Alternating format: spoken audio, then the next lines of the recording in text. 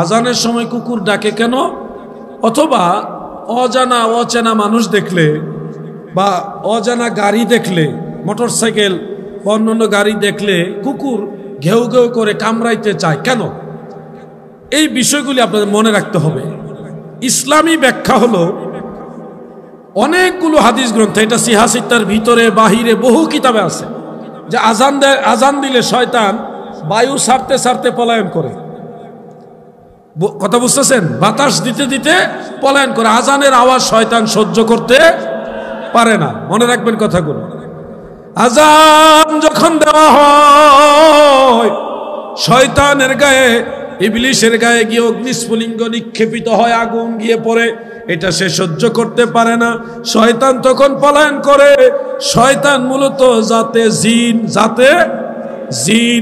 প্রত্যেকটা মানুষের টয়লেটের মধ্যে জিন আছে, একেবারে মেজরিটি, বেশিরভাগ টয়লেটে জিন থাকে। খাবাইস যেগুলি, খবিস জিন যেগুলি, এগুলি থাকে।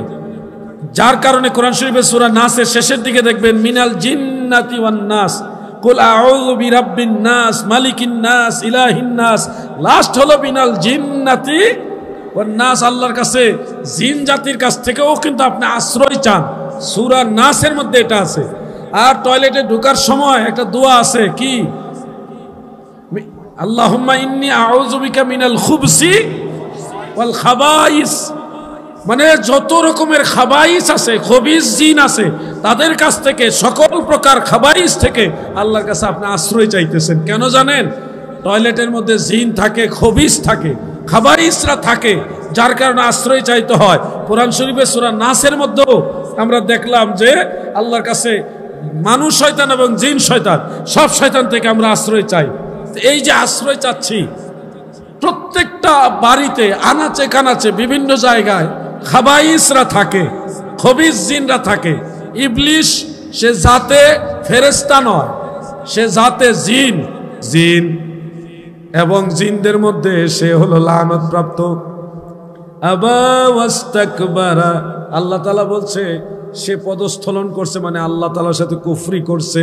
ওয়া কানা মিনাল কাফিরিন, সে কাফেরদের অন্তর্ভুক্ত হয়ে গেছে, মানে সবচেয়ে বড় খবিসের অন্তর্ভুক্ত ইবলিস হয়ে গেছে।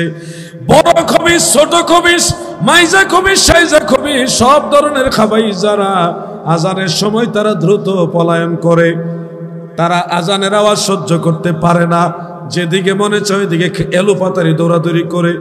মনে রাখবেন ভাই আমার, আমরা মুসলমান, ইসলাম ধর্মের দৃষ্টিতে কোরআন হাদিস বিশ্বাস করি। আমরা জানি ইসলামের গবেষণা মোতাবেক কুকুর এমনিতে ঝাপসা দেখে, মানুষকে ক্লিয়ার দেখে না। চোখের পাওয়ার কিন্তু, চোখের জ্যোতি কুকুরের খুব কম, ঝাপসা দেখে।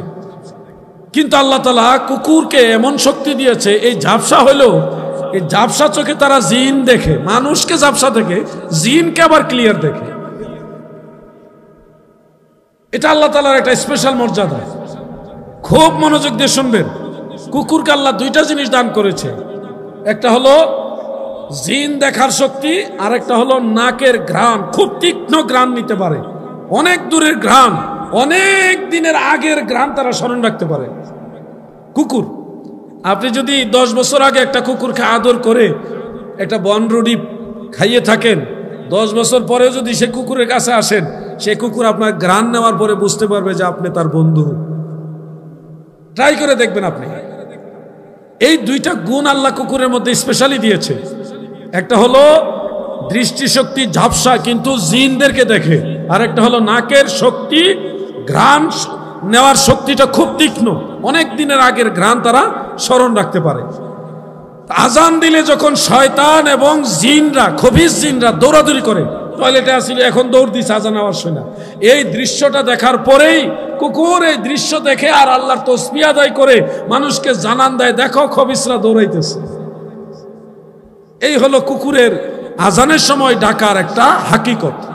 এবার আসে